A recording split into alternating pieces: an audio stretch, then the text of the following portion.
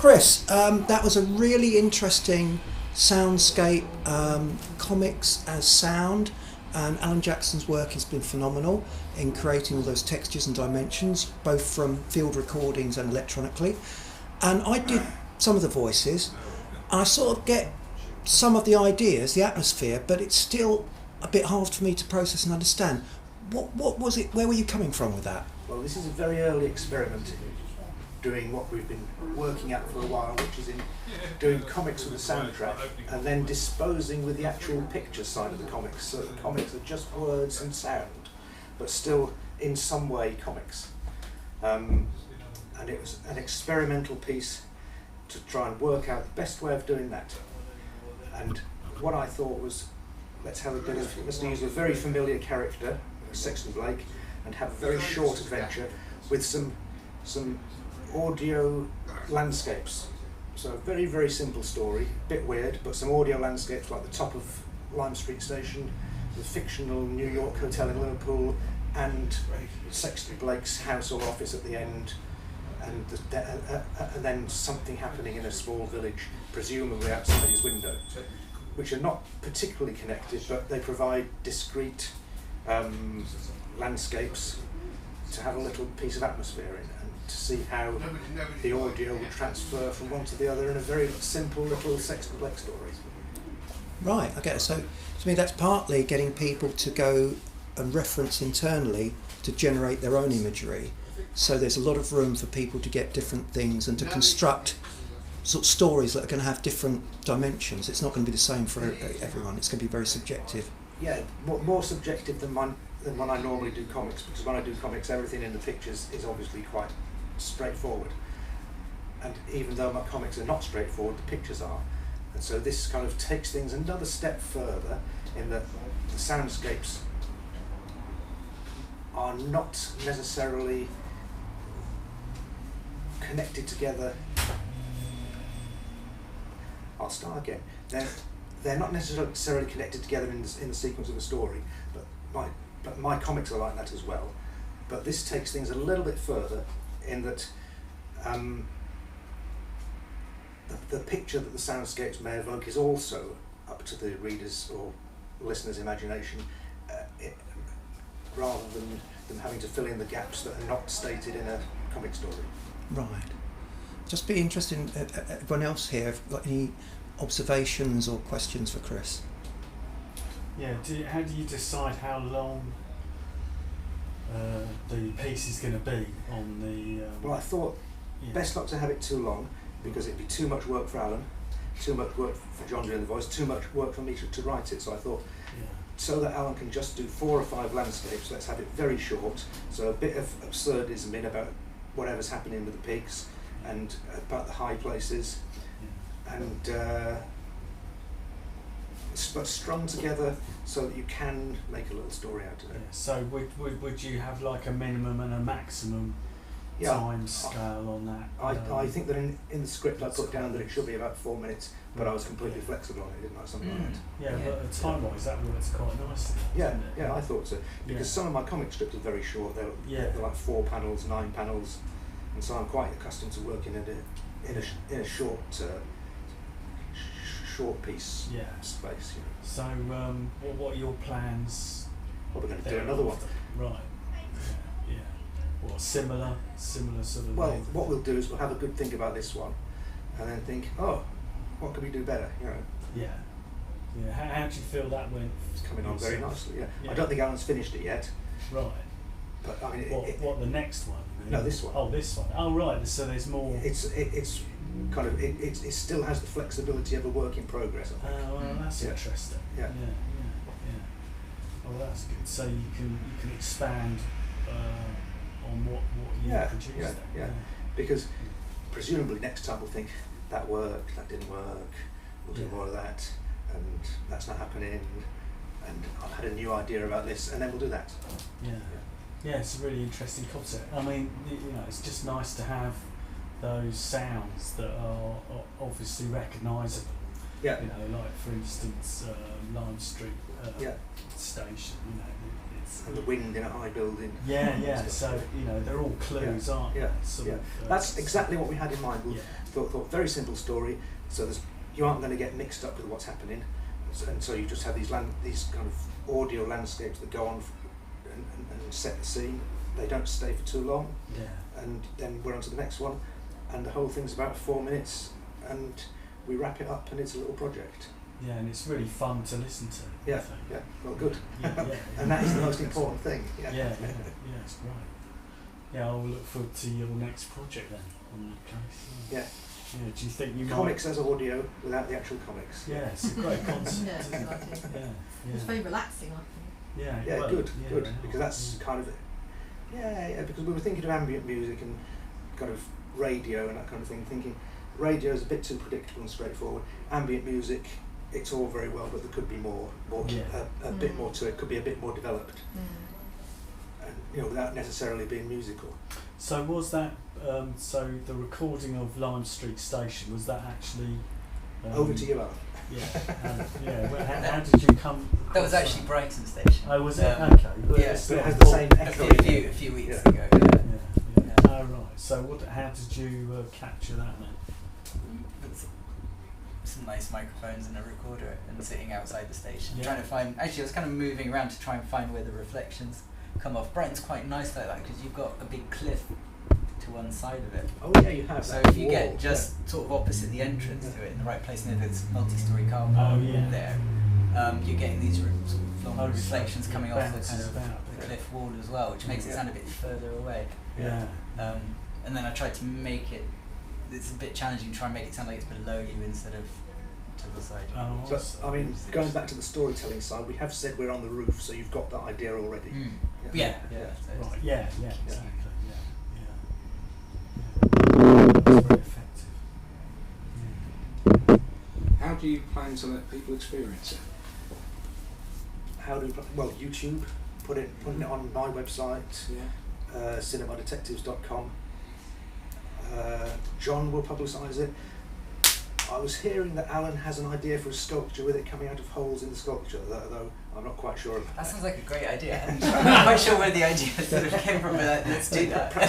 The hanging speaker The hanging arrangement on the speakers, we could do it on scaffolding the thing, I hanging think. speakers, yeah, that would be good. I mean, it's mixed for quadraphonic, so it's good where the speakers are sort of away from you. So it'll be interesting to think how to push it out wider. We could do it, like if you do it as a 360 video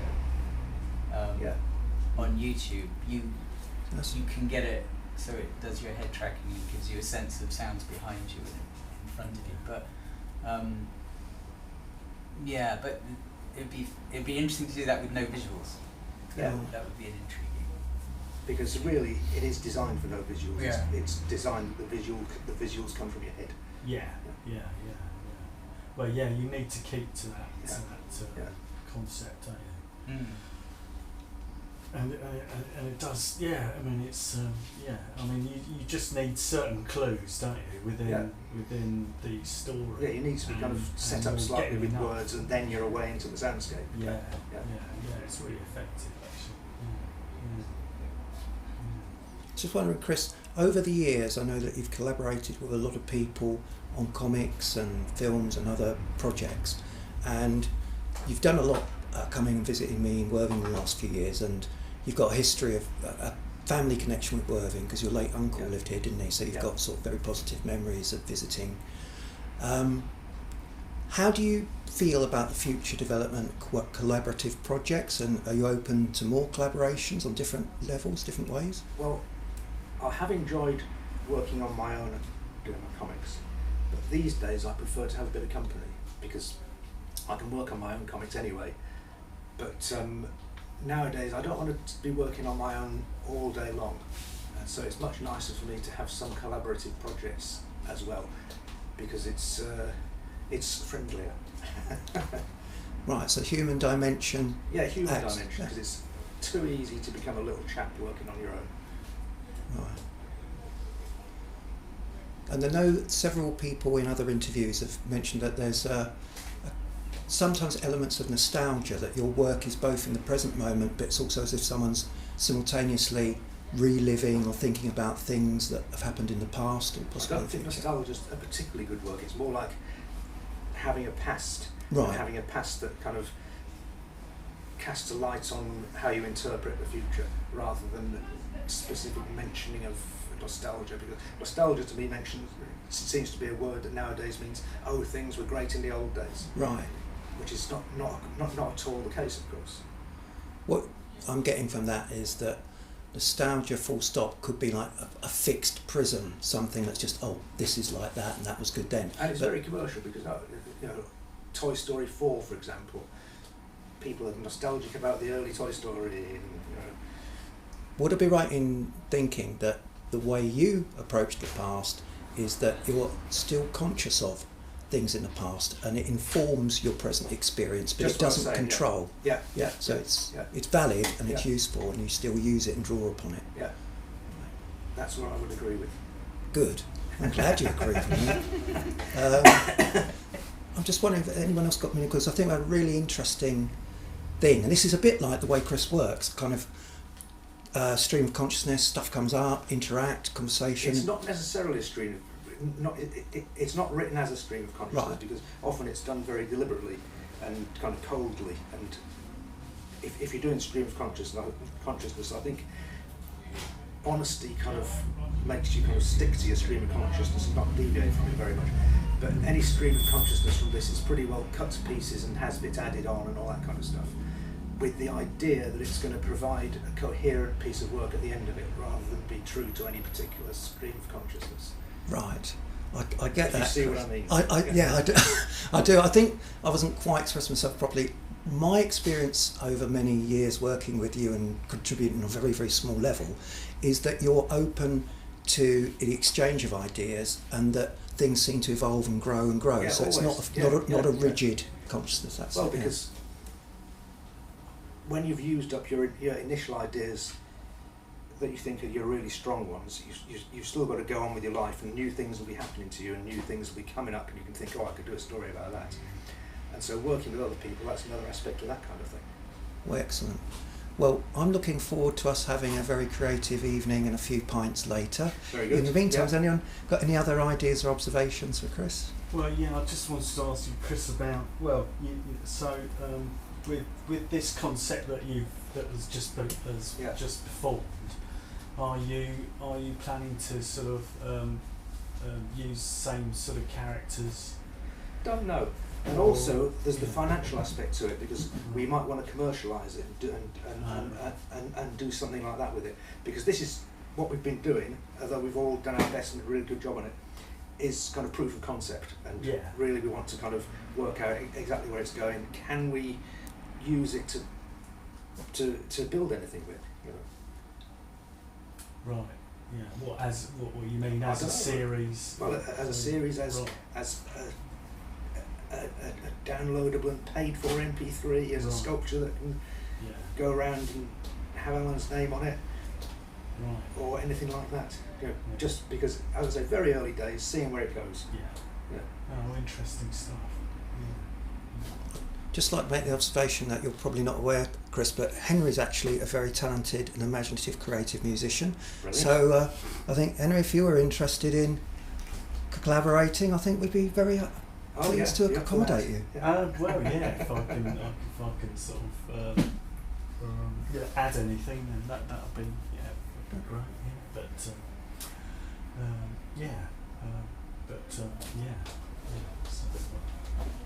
how do you feel about the project, Alan? What are your what do you think you'd like to do? What do you envisage it becoming? I think it was interesting because it was even reading the script, it's very visual, kind of quite filmic almost in a way. And so the first idea is like, could I make a soundscape that would work without the words being there almost? That was I don't think it necessarily does, but that was sort of the direction I started in. It was like just trying to collect the sounds and try to make a set of sounds that would kind of evoke that. And that was quite challenging because there's movements in the script. There's things that are quite. I found it quite difficult to You've got the examples you can chuck out. like kind of like moving out through a window at one point, and How do you do that? How do you kind of do that? So like in the script, there's a bit where you kind of go from like the living room sort of experience. You kind of fly it through a window and out over, kind of sort of over the village. It's like, but that is doable though. Because I've done it. Yeah. I mean, that's what I was trying to do, but you know, some of that isn't. There's no dialogue that is even sort of telling you That about. doesn't tell you it, So so that was quite fun yeah. to try and do. But the other thing is, it's such a light story that if you don't understand it, it doesn't really make any difference. You know, it is a little story, but if it doesn't come across and you don't get it, it's short enough that doesn't really matter. Yeah, absolutely. Yeah. But when Alan can do something like that going out of a window, fantastic. Yeah. Well, it's clever stuff, isn't it? Yeah. Because everything, I guess, can be described as sound. Well, I presume. Well, that's what you're going to find out. So I thought it was going to be a lot easier than it was. Actually. I mean, you don't necessarily need the BBC collection of sound effects, do you? Run from that. You can create much more I think it's interesting sounds. Which is what you've done. Yeah, I mean, that was a bit I kind of quite enjoy about it. It is, you know, I think sometimes it's better to get a rough original sound than a kind of a polished off the sound, you know, kind of sound effects record kind of sound. You know what I mean? So they're all the sounds are all kind of from around here. There's the pig farm up on the downs. There's like Brighton Station. There's well, that's what Spielberg did, wasn't it? You know, when he was trying to get the effects for a lightsaber and stuff. He'd be going around tapping bits of wire in the vast desert and stuff. So I presume you've got a bag full of, a bag you take with you, and is that how you sort of go out and I kind of had that effects? No, well, there's kind of done different sort of layers, but the environmental layer, that kind of, you know, that's all pretty much just straightforward recording. It's just finding a place and recording it. The wind sound was quite interesting. I was walking up on the downs and walked past a gate, and it was a windy day, and it was one of those gates where you pull it's got the kind of vertical bar that you pull. Oh yeah. And the handle was missing, so it was kind of a hole on the top, and the wind was just blowing over it and making this kind of going through these harmonics, this kind of whistle sound, and it was just so I had spent half an hour trying to record this gate, and that features quite a lot in there. Is this kind of whistling gate handle? A really nice sound that is actually. But yeah, so they're kind of real. You know, it's kind of real sounds from. Yeah, so you're using whatever you come across. That's already there. Yeah, and that's great, isn't it? But the trains was quite hard actually. The interesting thing about the trains, because I think in the script and the work that Chris does, it has this ambiguity about time. It's kind of now, but it's kind of has this sort of past lens to it. And most of the recordings in the train station sound very modern, because especially around here, all the trains are electric and all the announcements are very clear, and there's all this. There's very modern sounds. But I was very lucky when I was hanging around. The diesel train came in. The Welsh trains, they're like they're diesel, so that kind of goes. All right, so I have to be kind of quite selective about the sounds that don't sound too right now, or at least that was what my goal. That's what I was trying to do. Because that's a bit ambiguous, isn't it? If you, I can see that is probably the most important element, isn't it, in your recordings? You want something that isn't too suggestive of what it is. You want to sort of create a bit of atmosphere, but you don't want to give the game away completely, do you? You don't want it too recognisable, I guess. That's what I had in mind. Right. Yeah. Oh well, that works well, doesn't it? Yeah, he's a clever chap, isn't he? It was fun. It was hard. Yeah. Well, that just means you were putting a lot of effort into it. So I mean, I've learned. Anything easy is is well, it's if it's too easy, then it probably isn't that good. Yeah. I think. You know, but yeah, but sometimes it works out like that, doesn't it? Yeah, yeah, it's really good. Okay, well, I think we've come to a more or less a natural conclusion. I'd like to thank everyone for attending, supporting this event, and we hope to see you all again. And just as well as thank you to Alan and to Chris, thank you to one of our sponsors, the Dubrec Company UK, John and Marcy Simpson, who kindly gave us 3 of their excellent advanced stylophones, which we've used at events quite often, and they're lovely people, and I recommend you all go and look at their website, dubrec.com, and the wonderful new stylophone. There we are, shameless plug. See you all soon. We're off to the pub. Thank you. Okay. Bye.